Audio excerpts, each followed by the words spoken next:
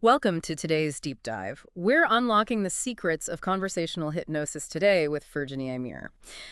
We've got a snippet of her training to unpack. And trust me, this isn't about swinging pocket watches. Get ready to see hypnosis in a whole new light. Yeah, definitely not your typical stage show hypnosis. Well, And it's really fascinating how she reframes hypnosis, in this entirety. She kind of reminds us that we all slip into these kind of hypnotic states every day. You know, that feeling of like being totally engrossed in a movie or even, yeah, you get lost in a book and you lose all track of time. totally. Or even like zoning out when you're driving for a long time. Exactly. Those are everyday trances. And conversational hypnosis just taps into that natural like state. Virginie, she actually calls traditional hypnosis reverse engineering. Like we've added all these like extra steps that aren't really necessary. Yeah, like our brains are like prepped for it. But if Yeah. we're already like primed for this, how do we actually access it? In a way it's more purposeful. It can't be as simple as just like chatting someone up, right? Yeah. Right. It's definitely more than that. Virginie really emphasizes um, the power of observation, but she's not talking about just like passively listening. You know what I mean? She's talking about really tuning into the subtleties. Yeah. Like a slight change in someone's voice or like a nervous gesture they do, or even like the words that they choose to emphasize. These little things can actually reveal so much about like what's going on in their unconscious mind. It's like stuff they might not even be aware of themselves. It's like being a detective of the unconscious. But why is this so crucial? Why does paying attention to these like subtle cues, like why does it matter so much? Well, because as Virginie points out, like our lives, our thoughts, our behaviors, they're all driven by our unconscious minds. And not just a little bit. She says up to 95%. So if we're only paying attention to like the surface level, like the words themselves, Yeah. then we're really missing a huge chunk of the story. Okay, so that makes sense. But this is where it gets really interesting to me. Virginie, she doesn't just stop at like recognizing these cues. It's about what you do with them. She has this whole perspective on problems that really made me think. She says like the problem isn't the problem. What's that all about? Yeah, it's about shifting perspectives, right? Yeah. What people often think is the problem, like insomnia, anxiety, even procrastination, it's actually a symptom of something, like way deeper. It's like you see smoke and you just assume that that's the fire instead of like trying to find where it's coming from. So someone might say I can't sleep, but that's not really the root issue. Exactly. Virginie would say insomnia, in that case, is a symptom.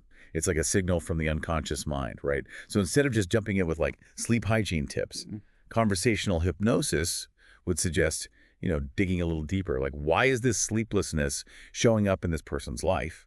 Why now? What is their unconscious trying to communicate? So instead of looking for a quick fix, you're trying to actually understand Yeah, the root cause. precisely. And Virginie argues that this shift in perspective from problem solving to curiosity, it's actually key to unlocking the potential of conversational hypnosis. It's about uncovering the why behind the what, right? And the best part is we actually get to see this in action. Virginie gives us a glimpse into a session with this woman, Marie, and she's struggling with like putting all this pressure on herself during therapy. Yeah, I think a lot of us can relate to that. It's like you want to make sure you say the right things or like you want to get the most out of the session. And it's like that pressure can really, trip you up sometimes. Totally. So Marie is like feeling all this pressure. And Sophie, who's, learning from Virginie, she steps in to practice this conversational hypnosis. And what I found so fascinating was how Virginie guides Sophie to approach Marie's situation, not with solutions, but with, you guessed it, curiosity. Right. It's a perfect example of exactly what we were just talking about. Like instead of asking, okay, so how do we make this pressure go away? It's more like, okay, so what purpose might this pressure be serving in Marie's life? It's like instead of seeing the pressure as like the enemy, they're treating it as like a messenger. Like it's trying to like tell us something important. Yep. Yes.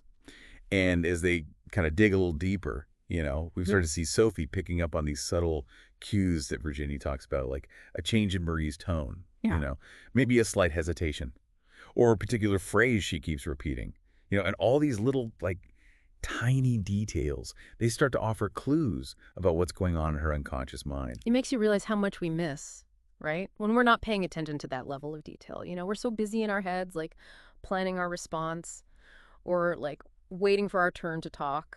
that we don't really hear what's being said, Yeah. verbally and non-verbally. Yeah, it really is a skill, this deep listening.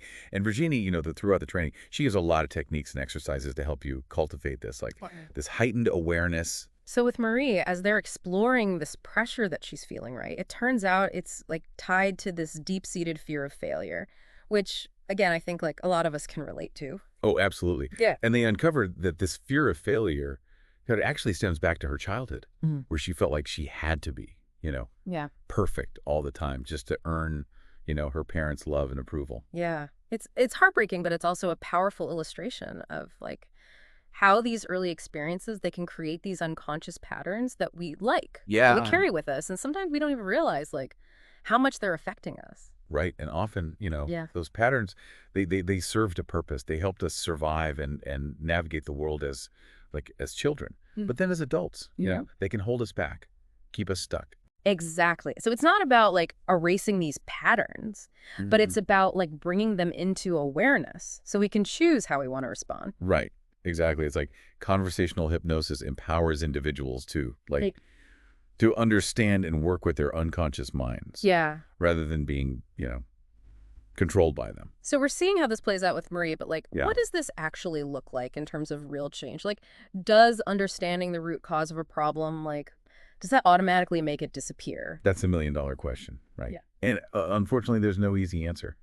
Conversational hypnosis, it's not about like instant fixes or like magic solutions, It's a process. Yeah. And everyone's journey is going to be unique. Right. So how does Virginie address this in the training? Like, does she offer any guidance on, on like facilitating change? Yeah, she does. And it kind of circles back to this idea of like collaboration and respect, Virginie, she emphasizes that the therapist isn't there to impose solutions, on the client, but to really guide the client in accessing their own inner resources and wisdom. Because ultimately we all have the answers within ourselves, right? It's just a matter of like tapping into that inner wisdom. Exactly. And that's where the real magic happens, when we feel truly seen and heard, when we feel safe enough to really explore our deepest fears or desires, that's when real transformation becomes possible. Yeah, it's like that Rumi quote, the wound is the place where the light enters you. It's like often it's through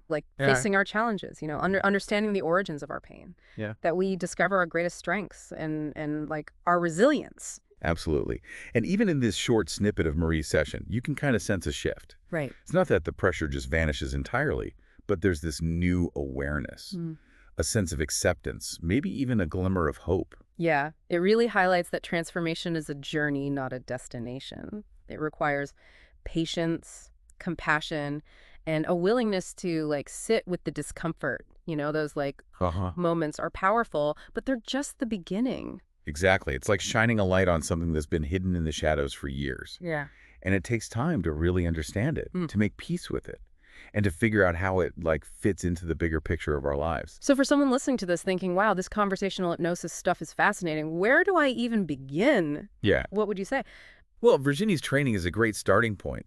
She dives into much greater depth, obviously, and she provides a lot of practical tools and techniques that, that you can start using right away. Right.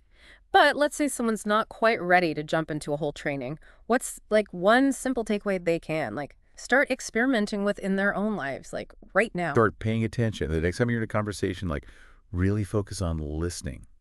And I mean, really listening. Don't just wait for your turn to speak. You know what I mean? Mm-hmm. Pay attention to those nonverbal cues we talked about. The tone of voice, the body language, those subtle shifts in energy, Be a detective of the unconscious. Exactly. And approach those conversations with genuine curiosity. Instead of trying to fix or advise, ask questions. Ask questions that help you understand the other person's perspective on a deeper level, And you might be surprised by what you uncover, both in them and in yourself. Yeah. It's like this whole new world of communication opens up, right? When you start paying attention to, the subtle, unspoken language that we're all using all the time. And that's the beauty of conversational hypnosis, It reminds us that we all have this incredible power within, this ability to, connect and communicate on a much deeper level. It's just waiting to be tapped. This deep dive into conversational hypnosis has definitely left me with a lot to think about and listen for. Thanks for joining us, and we'll see you next time. We'll be exploring